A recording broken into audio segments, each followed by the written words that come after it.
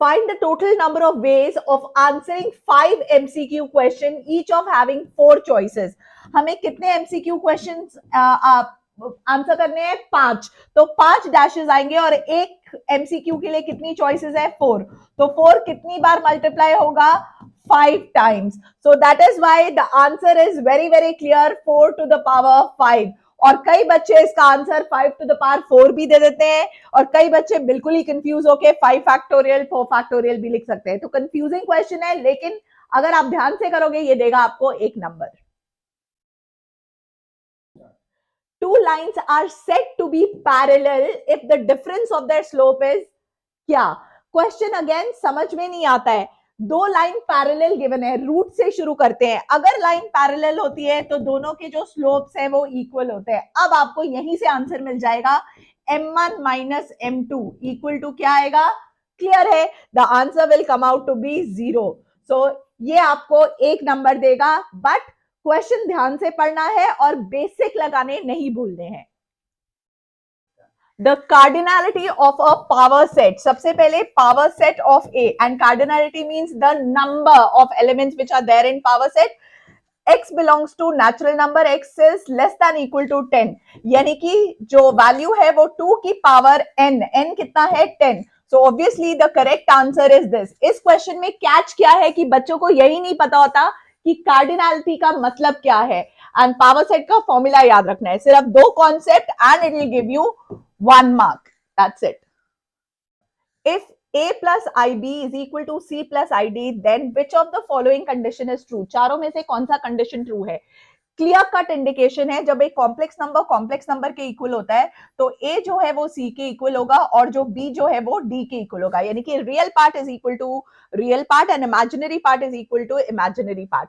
यानी कि अगर मैं इसे स्क्वायरिंग करके ऐड करूं दोनों इक्वेशंस को, तो A square is equal to C square and this is B square is equal to D square, and now add करिए तो A square plus B square is equal to C square plus D square. So आप check कर सकते हैं कि जो correct answer है that is this, this is C part, not D.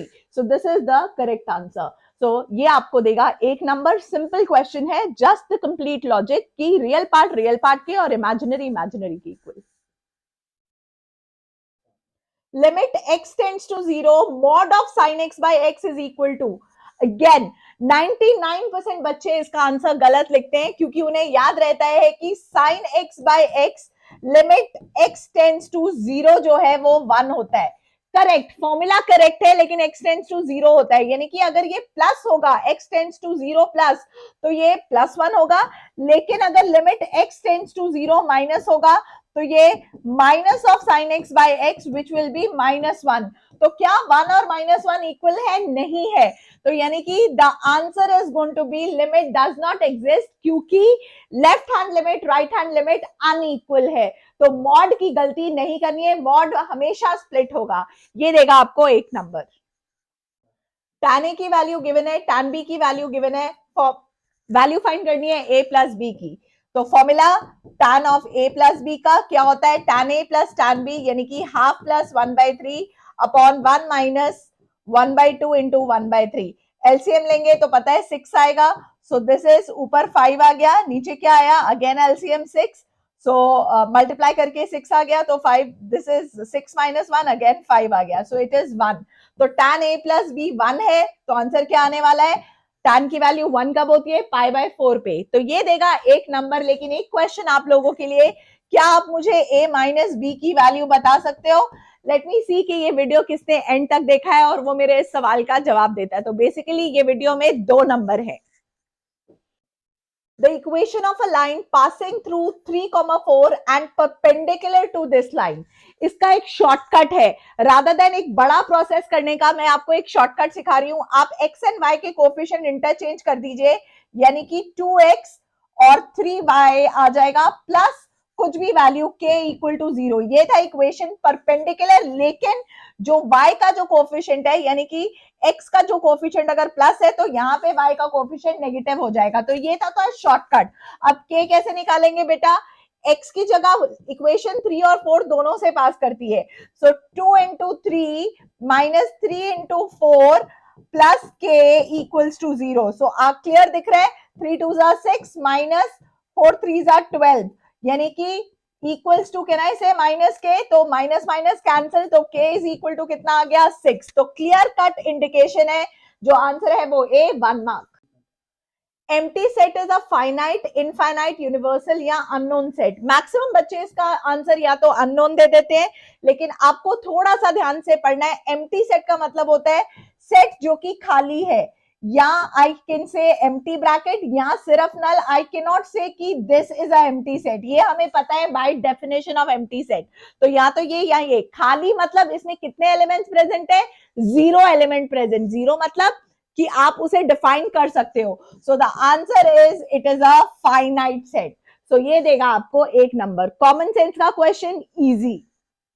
Find the value of this. Let's just थोड़ा सा इसे सिंप्लीफाई करते हैं। हमें पता है आई स्क्वायर जो है वो -1 होता है, आई टू द पावर 4 जो होता है वो 1 होता है, ठीक है। आई टू द पावर 6 को कैसे लिख सकते हैं, आई स्क्वायर रेस टू पावर 3, या I4 इंटू आई स्क्वायर अगेन -1 होता है।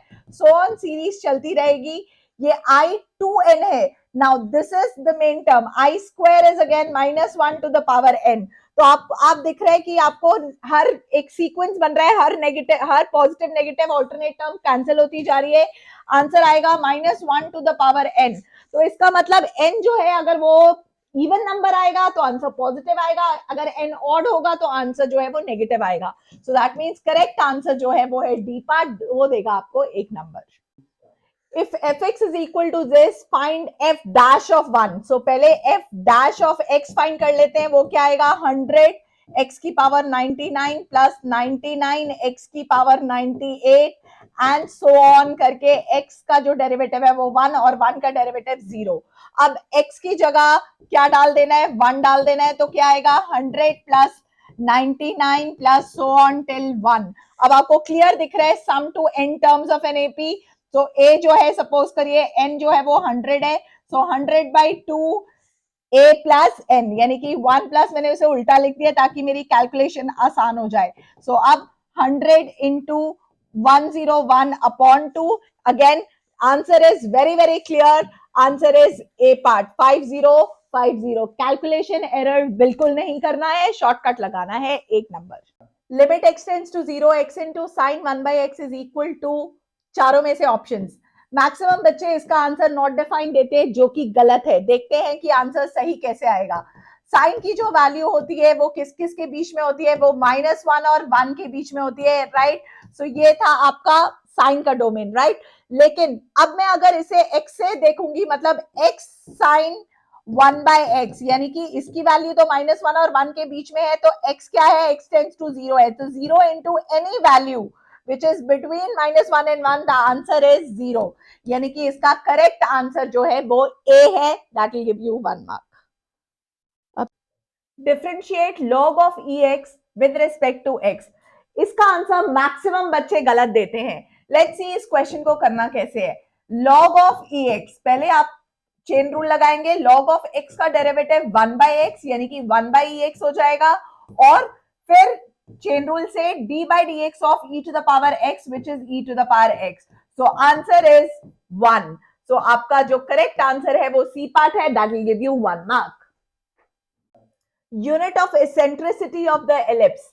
Again very very confusing question. पहले एसेंट्रिसिटी का फॉर्मूला याद करते हैं। एसेंट्रिसिटी होता है C/A।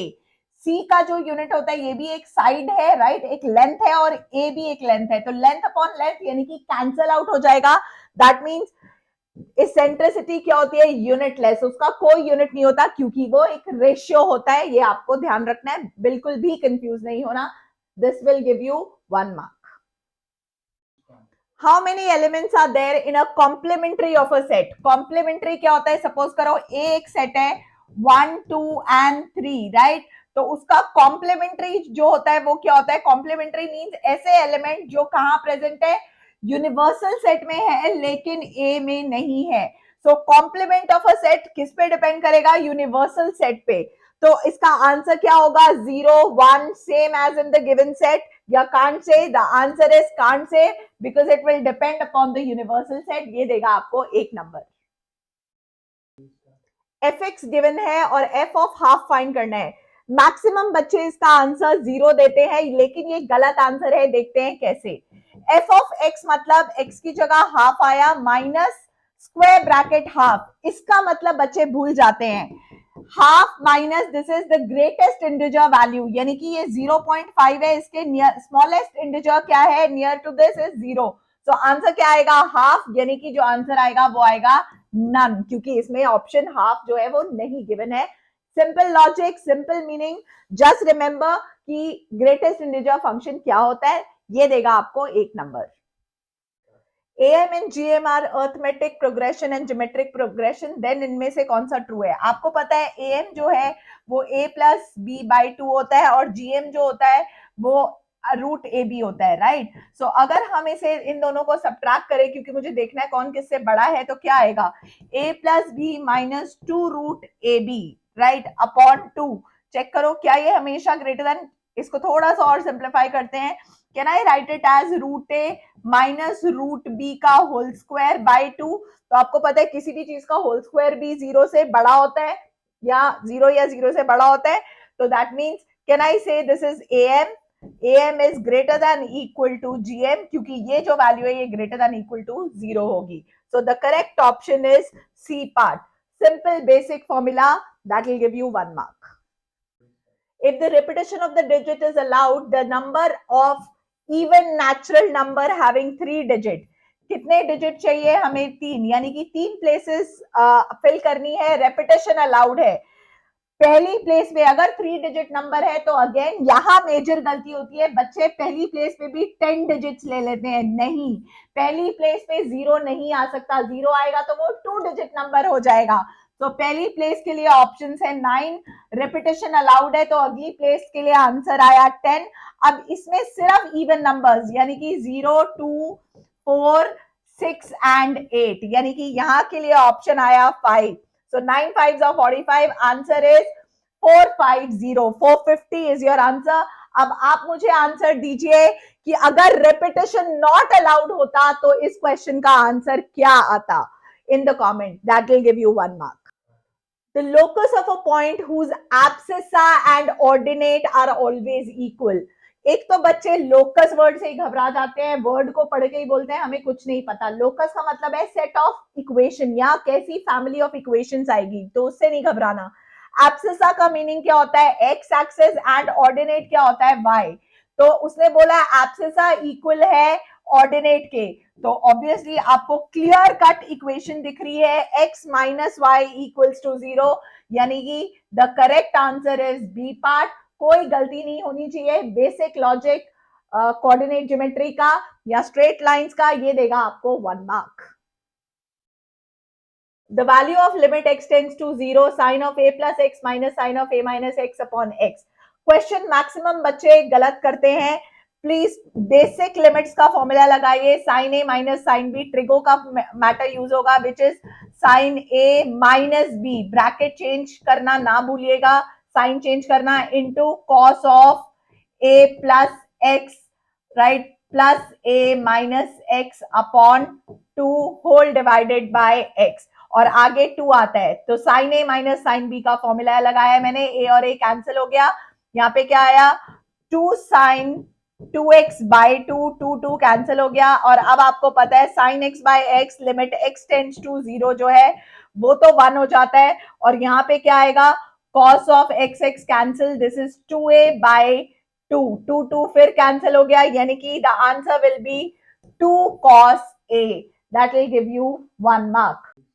Find the value of cos 5 पाई, इसको हम कैसे लिख सकते हैं cos 4 pi plus pi, right. 4 पाई लिखने का मतलब क्या हुआ, ये था 180, ये 360, ये फिर 180, ये 360, यानी कि वापस हम यहाँ आ गए, और अब हमारा आंसर आया क्या, आंसर आया cos पाई। सो cos पाई कैसे होता है उसका एक शॉर्टकट सिखा रही हूँ कि any point on the unit circle अगर बोलते हैं that is always cos theta comma sine theta.